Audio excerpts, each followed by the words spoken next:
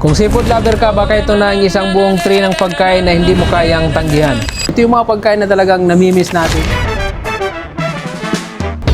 Ang unang sinerve sa atin ay itong seafood budol fight na siguradong makakasatisfy sa cravings mo. May inihaw na bangus, inihaw na pusit, mixed seafood kajon, plain rice, ensalada at soup. Isang buong tray na good for 2 to 3 person na sa halagang 99 dirhams lang. Sariling atin, Filipino food, palaging panalo yan. Pagkatapos ng seafood budol fight, syempre hindi pwedeng mawala ang mga kakanin. Meron silang biko na isa talaga sa mga personal kong paborito. Yung nanay ko. Nakikita ko siya gumagawa nito. Kaya pag kumakain at nakakita ko nito, nare-relate ko at naisip ko yung nanay ko. So malin niyo yung mga magulang niyo. Okay?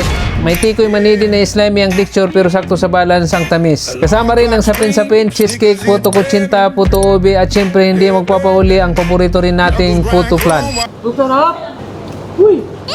Guys, hindi ako fan ng mga kakanin. Pero masarap po. Kung namimiss nyo ang mga pagkain na to, bisitahin nyo lang ang Nadirang sa taas lang ng Manila Hypermarket, Ajman.